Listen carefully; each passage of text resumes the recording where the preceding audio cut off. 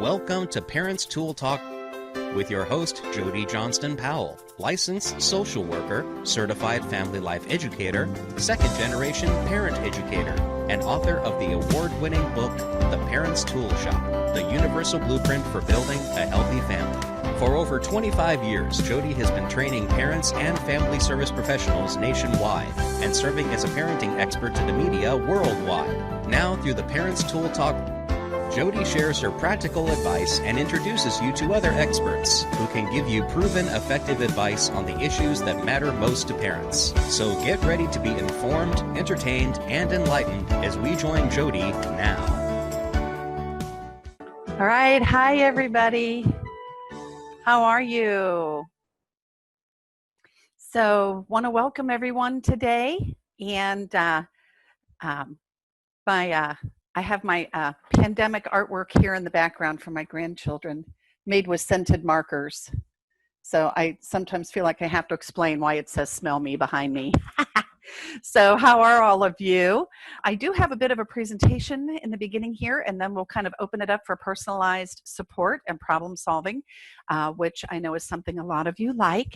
This is part of our pandemic series. So parenting during the pandemic, we're in summer right now, and normally I don't date my webinars, but this particular series, it really does kind of matter what month we're in of the pandemic in terms of what kind of issues we're facing. It is July, and so many states have headed into reentry. Quite a few states have had their numbers spike up again. And so when July comes, this is kind of the month when we usually will go out and have a vacation. And so the big question and extra stressor that we have, as if we don't already have enough stresses living with the pandemic, is, so are we ever going to get out? If we do get out, where do we go? What can we do? So I'm open to any brainstorming of ideas, and we'll share with you some of the ideas that we've already generated in some previous webinars. And then, so I'll kind of get everybody maybe who's watching this caught up to date with just a few of the things that are relevant for the topic of going out that we have shared in previous webinars. And then we'll just kind of see who's on and what kinds of questions or ideas they have for things they've done and places they've gone. So, and I'll share with you what we've been able to do and what that's been like.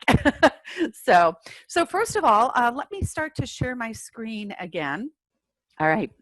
So what you should be seeing there is, as you head out into the world, and some of you may be familiar, with some of this.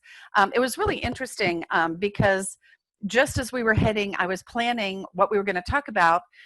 Just this Sunday, there were lots of articles. And so I think that this is really a very relevant topic right now.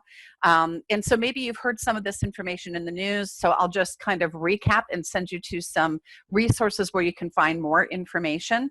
But if you're going to be venturing out, some people are just deciding not to. And so I guess if that's, your choice, and it is certainly your choice, and I certainly respect that choice, it's probably, that's going to be your lowest risk, to just stay at home and find things to do at home. And hopefully you can get outside at your home.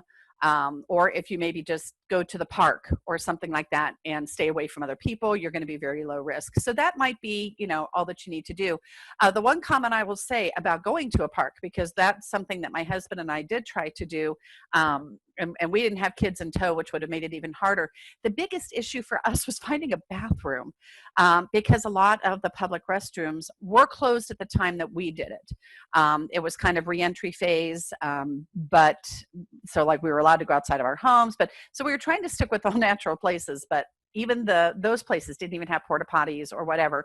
And obviously, if you are going to go into something like a porta potty, you really, or we ended up finding a UDF, which I'm not plugging the brand United Dairy Farmers, but it became our daily joke that what we were trying to find was a unrestricted defecation facility.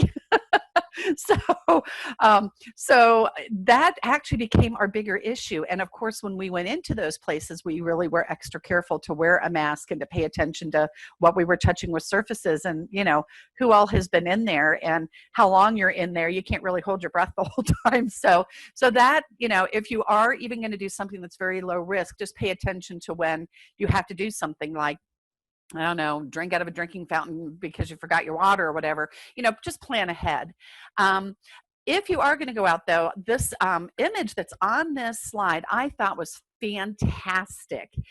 It was on our front page Sunday paper in the Dayton area, and I tracked down the source of it, which is actually out of, I think it's University of Texas, Texas Medical Association.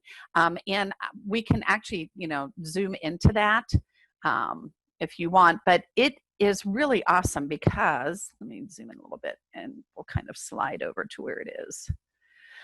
Because it really kind of, can you see that okay? Let me just try to go one more. I'll go one more in, we'll zoom in. And I do have the link to this. So actually, if you click on this in the handout that I gave you, just click the link and it should go. And so here, okay, yeah, I can zoom in online. So this is actually the graphic online from the original source. So I'm giving you that in the handout also. But if you look, just kind of staying at home, opening your mail, ordering takeout, ordering it in, going camping, and I would say going for a walk by yourself is going to be here, around 1. I've been taking my dogs around the park, which is a mile. So I do that every day. It's not super crowded. Most people go the same direction. You can easily space out, staying 6 feet or whatever. When somebody does come along, because I have my dogs, I always get them off the path. So that gets me 6 feet away. So that's pretty easy to do. And honestly, for the most part, that's done it. My biggest issue was not being able to see my kids and my grandkids, who are just 5 minutes away, and I'm very involved with them. We usually see each other at least once a week. A couple of times, once reentry happened, which was kind of the previous phase to where we are right now, when the playgrounds opened up again, there were a couple of times where I took my dogs to the park and they happened to be there. We didn't even plan it. And so we would talk, but we were, still kind of talking 6 feet away, but I hadn't gone to their house. They actually still haven't been inside my house.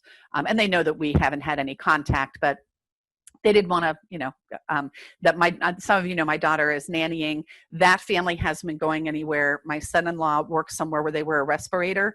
So I know that they're safe. So that was kind of my first family contact again. And so I know some of you kind of you want to prioritize who it is that you're being around.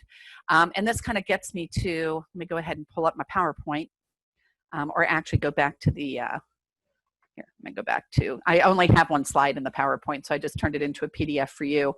So really what you want to do is, before you make a decision on what it is that you're going to do, you got to figure out, well, what would the risk of exposure be? And this isn't, long, detailed math, calculus, science, or anything. It's a very simple formula. You just got to figure out how many people are you going to be exposed to? Where have they been before?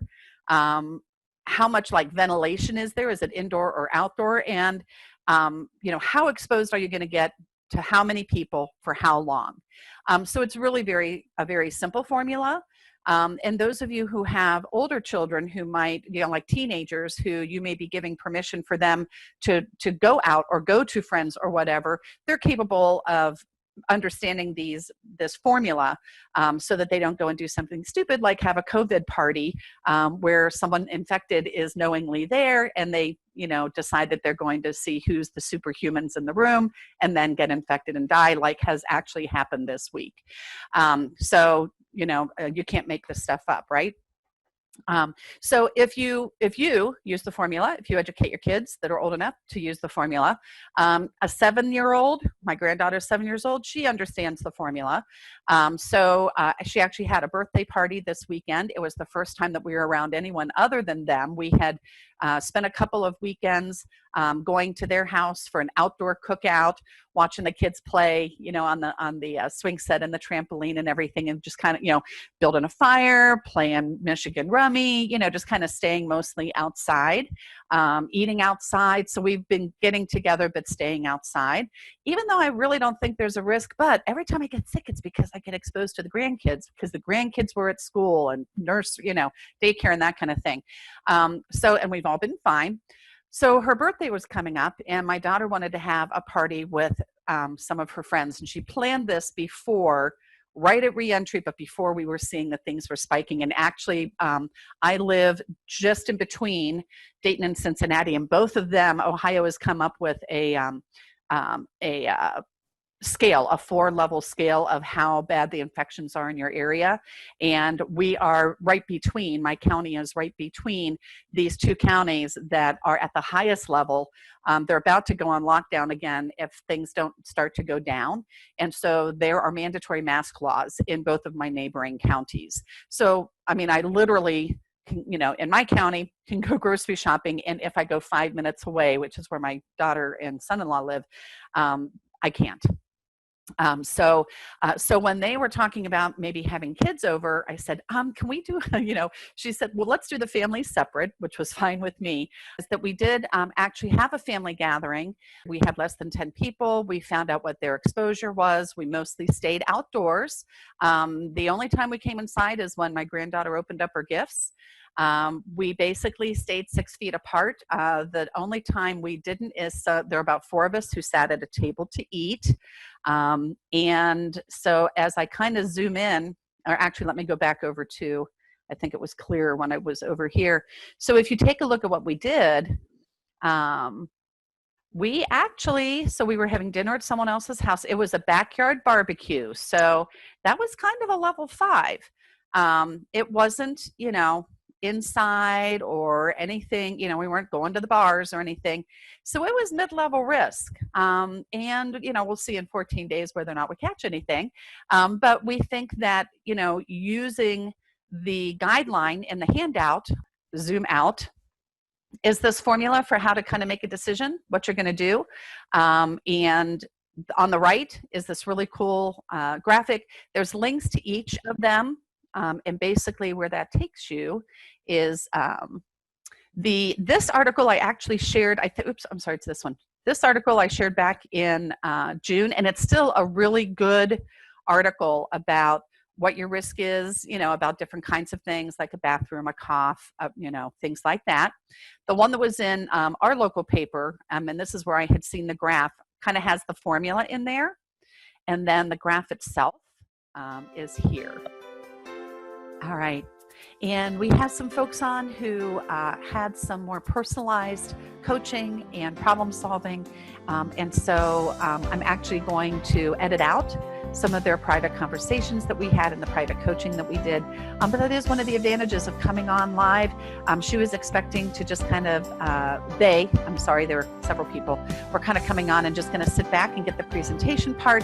And as a recording, I know that's something that you're looking for. Please come on and join us live sometime because we actually spent the rest of our hour together doing personalized coaching and hooking them up with coaches or resources or whatever it is that they needed for some of the challenges that they had. So some of that I may share on this recording, but then just know when this is not an hour long that I cut out some of those private conversations. But if you attend live, you could be a part of a private conversation just for you. All right, take care.